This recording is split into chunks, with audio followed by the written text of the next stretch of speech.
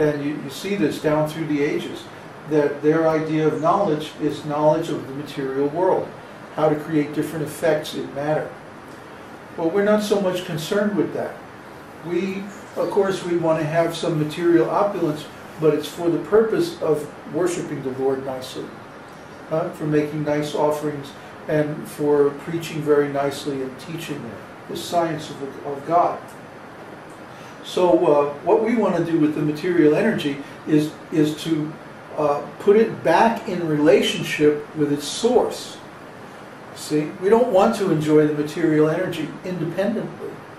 We want to enjoy the material energy in relationship with Krishna. Yeah. And that makes our, because some people criticize, well, you're still just using your material body and mind and all this material stuff like computers and so on in your devotional service. So how is that spiritual?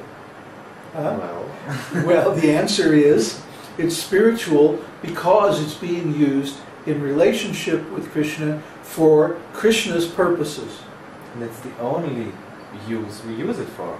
Yes, it's not like we would have this stuff and would do our devotional service for the Lord and then watch some porn on the computer or whatever. Yeah, no. Right. Actually, we use these computers for data processing business during the week, and then on Sunday morning we just use them for our Sunday satsang.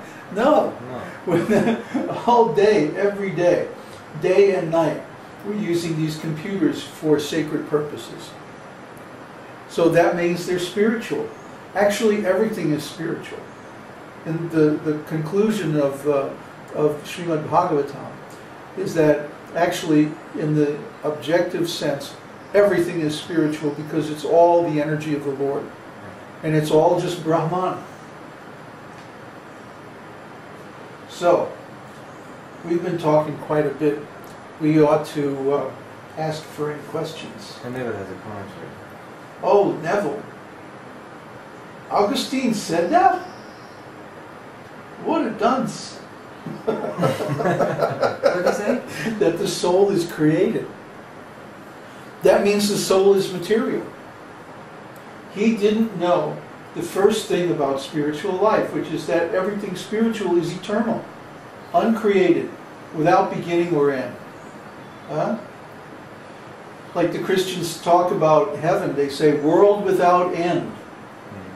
But wait a minute, if it's really eternal, it doesn't have a beginning either. Yeah. Oh, really? He says it's in this book of conversations with Prabhupada, where all the different philosophies are discussed. That's a fascinating book, by the way. There's two of them. Two books. One is Conversations with, here they are right here. One is Hayagriva. Hayagriva, philosophy books. And the other one is, who is that? Where is it? It's other books? Lectures. Is it in lectures? Yes. At the bottom, philosophy. Philosophy, okay. One is with Shama Sundar. Yeah, there's a series of discussions with Shama Sundar on everybody from Leibniz and Hume and Kant and Hegel and Darwin and everybody. And then the other one is discussions with Hayagriva.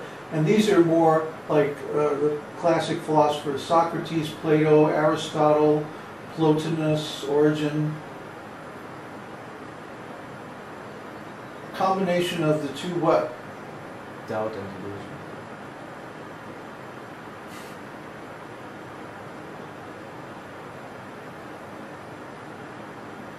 Oh, the two different books. Oh, there's a book called Beyond Doubt and Illusion. Is that what you're saying? Ah, No. okay. Socrates to Hume. That's with Hayagriva. And the Hayagriva ones are more quality. You think? They're higher quality, yes. Yeah. Because Shyamasundar, he just used the college description, the short description of every philosopher, and he didn't really know the philosophy. Hayagriva, of course, he was a scholar, so he had a deeper knowledge. I see. So his understanding was actually his own personal. Yes, I saw that. I read a few of these discussions with Shyama Sundar, and he wasn't representing the theories very accurately. So, but it's good to read it anyway, because Prabhupada, of course, responds and refutes whatever theory he's giving. But the theories, the discussions with Hayagriva are much higher quality. Ah, good. So you can read those in the Veda base. They're under lectures, philosophy discussions in the Veda base.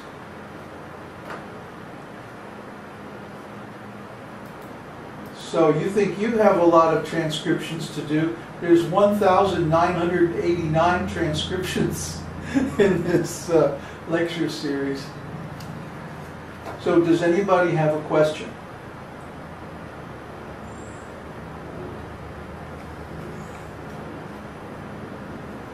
I have a question, but it doesn't have to do with that. At what point, no, it should be in the context. At what point in the curriculum should we study Vedānta-sūtra? Well, actually it's the last thing. After you've studied everything else, from Bhagavad Gita, Srimad Bhagavatam, Nectar of Devotion, the Chaitanya Charitamrita, and if you get a chance to read Chaitanya Bhagavat and books like that, that's good too. Then Vedānta-sūtra will tie together all the loose ends of all the other books. Yes, we're going over it now because when else are we going to go over it? Yeah. Yeah, I'm not getting any younger here, you know. And I'm working on it now, so it's on my mind. It wouldn't hurt you to read it. But if you read it after reading all of other Prabhupada's books, then you'll get much more out of it. Because you'll see, oh, this references something in this scripture, and this other sutra references something in this other scripture. And it puts the whole thing together. The Vedas, the Upanishads, the Tantras, the Agamanas, the Brahmanas, the Puranas, Mahabharata, the law books like Manusmriti and so on, they're all referenced in Vedānta-sūtra. It really is the ultimate conclusion of the Vedas, all the Vedas. So it's like tying together all these streams of thought in all the other Vedic literatures. And it's a little bit confusing at first because it references so many books that we don't have in English. I've had to do a lot of research to get contextual quotes, for example, from the Upanishads, just so you can understand the arguments in Govinda Bhasya, Baladev's commentary. Because he'll often refer to something that's in the context of the passage that's being referenced by the Vedanta that we don't have in English. So I've had to go and dig up all these references and try to get decent translations and like that, just to understand the arguments in Baladev's commentary. Because Kushakrata sometimes gets it wrong, because he's not an Upanishadic scholar, which is all right. I mean, he's not expected to be. But in other words, the source material that I have is sometimes limited because we don't have good translations of the Upanishads in English. Anyway, yeah, you can read it now. It's not going to hurt you. Everything is there. I've got the whole Baladev's whole commentary online on the site.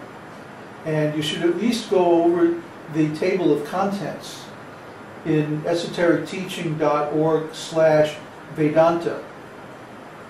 That'll take you to the Vedānta-sūtra table of contents. And look over the subjects. And if there's anything there that interests you, well, click on it and go read it.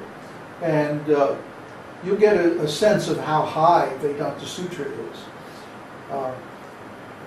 Because we're talking, in a group situation, on the Satsang, I'm tying it in much more completely to the things we know, like Bhagavad Gita philosophy, which are really hard to do in print because of the lack of space.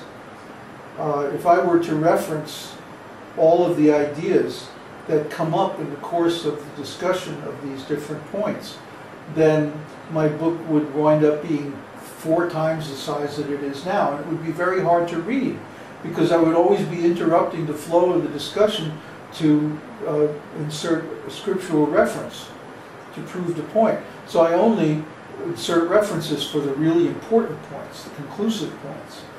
Yet, actually, everything in the discussion of Baladev references something in the scriptures. It's really amazing to read it. It's proof that actually the Govinda Bhashya comes from the Lord. Even though Baladev was a great scholar and he was brilliant and all that, I don't think any human intelligence could have come up with this commentary